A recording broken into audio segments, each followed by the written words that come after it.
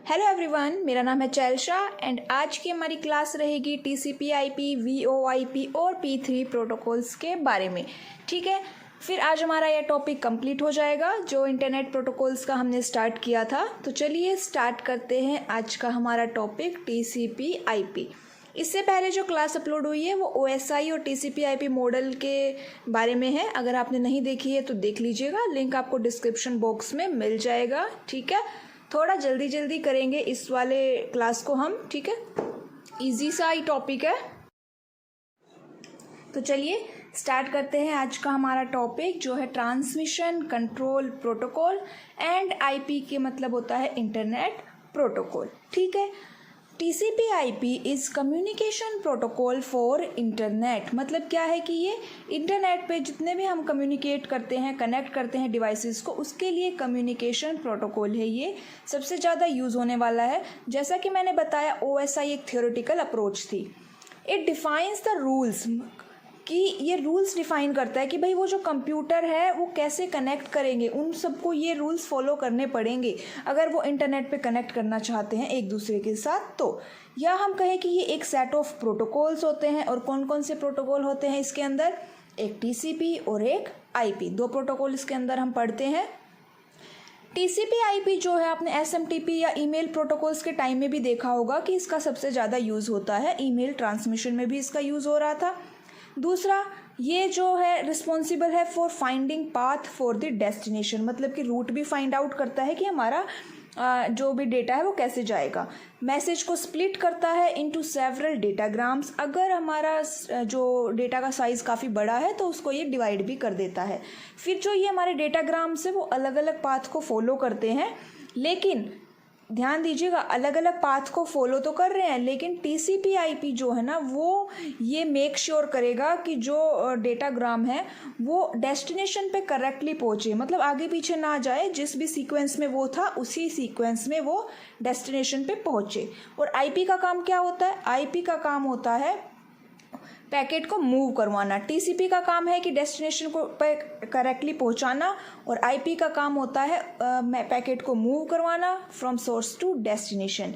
मतलब कि मतलब ये क्या कहना चाह रहा है कि जो IP है वो एड्रेस पार्ट को हैंडल करेगा।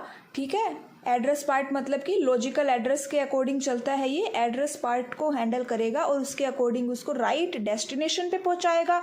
और डेस्टिनेशन पे वो डेटाग्राम ठीक सीक्वेंस में, करेक्ट सीक्वेंस में पहुँचे, इस बात की श्योरिटी TCP देता है।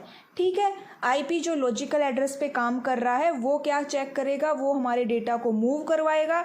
और TCP ये चेक करता है कि हमारा डेटा करेक्ट सीक्वेंस में वहाँ पर पहुँचे। तो ये थे TCP और IP के बारे में। अब हम पढ़ते हैं VoIP के बारे में।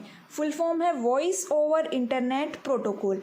ये प्रोटोकॉल यूज़ होता है जो आजकल हम वॉइस कॉल करते हैं, उसके अंदर वॉइस कॉल अगर आपको करनी है इंटरनेट के थ्रू, ब्रॉडबैंड कनेक्शन के थ्रू, तब हम इस प्रोटोकॉल का यूज़ करते हैं। ठीक है, अब देखिए कि ये जो VoIP है ये कैसे काम करता है। अब how VoIP internet voice works, तो इसके लिए जो हमारी वॉइस है जो मैं अभी बोल रही हूँ वो किस में कन्वर्ट हो जाती है? डिजिटल सिग्नल्स में कन्वर्ट हो जाती है बाय VoIP सर्विसेज।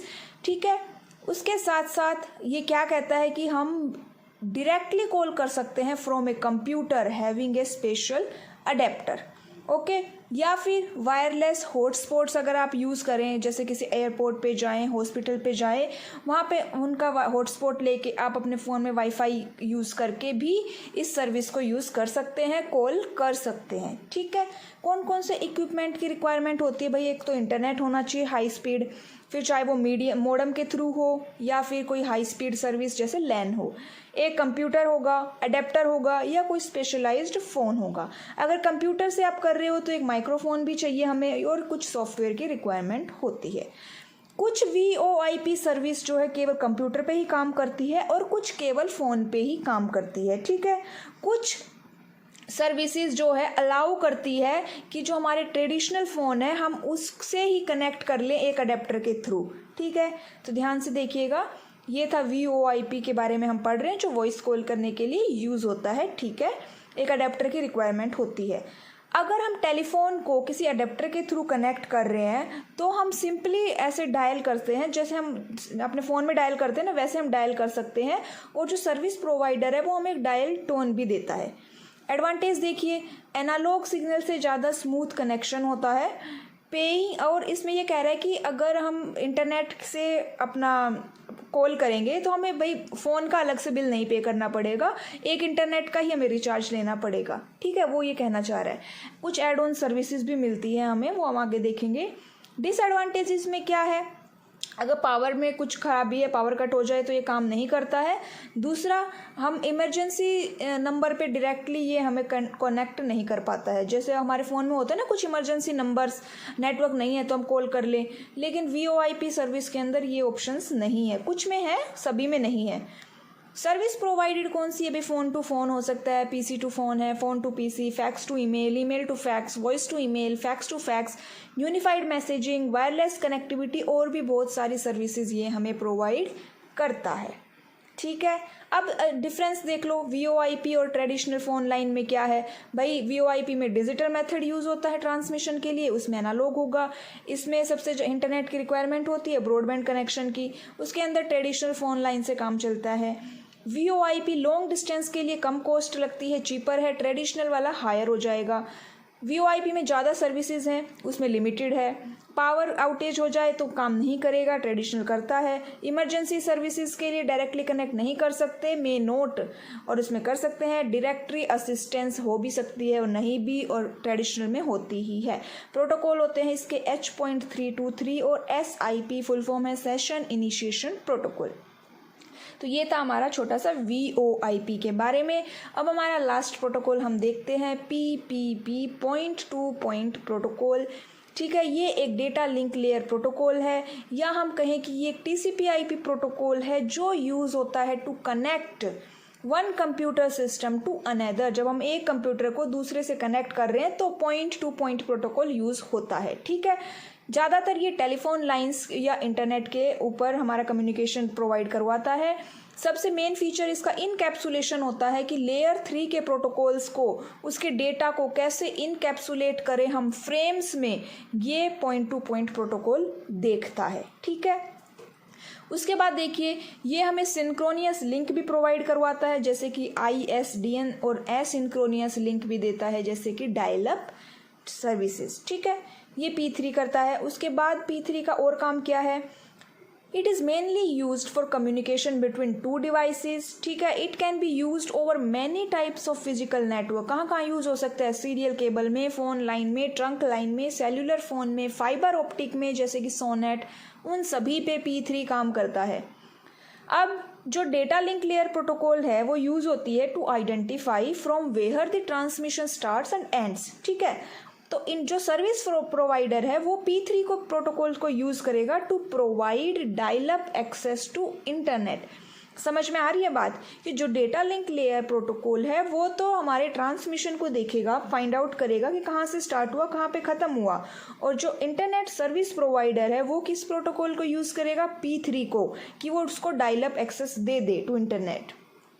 सर्विसेज क्या क्या प्रोवाइड करवाता है, देखो ये फ्रेम्स का फॉर्मेट डिफाइन करता है। डेटा लिंक लेयर पे काम करता है ना, तो वहाँ पे पैकेट जो फ्रेम्स की फॉर्म में होते हैं। दूसरा, लिंक कैसे एस्टैब्लिश होगा, ये भी यही डिफाइन करता है। ठीक है, it defines how this link establishes. तीसरी बात, डेटा कैसे एक्सचेंज होगा, how data will exchange and rate of exchange क्या रहेगी, वो भी ये डिफाइन करता है। सबसे मेन फीचर जो है वो इसका इनकैप्सुलेशन होता है, कि ये डिफाइन करता है कि how network layer data and information in the payload are encapsulated in the data link frame. Authentication को डिफाइन करता है, process between two devices, handshaking और पासवर्ड हमारा कैसे एक्सचेंज होगा। इन सब सारी चीज़ों की बातों का ध्यान कौन रखता है, P3। फ्लो कंट्रोल नहीं प्रोवाइड करवाता।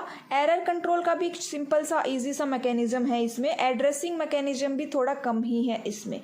ठीक है, ये सर्विसेज ये प्रोवाइड नहीं करवाता।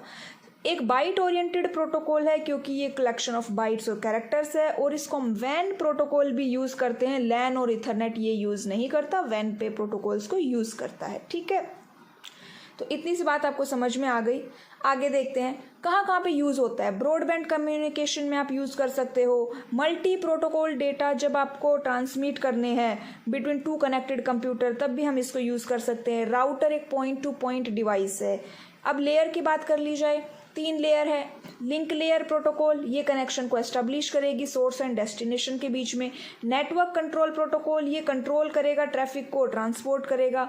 IPCP internet protocol control protocol, ये परमिट करता है transformation of IP packets over established P3 link. ठीक है, तो ये था आज का हमारा टॉपिक। आई होप आपको मेरी क्लास अच्छी लगी होगी। अगर अच्छी लगी तो चैनल को सब्सक्राइब कर दीजिएगा। Thank you.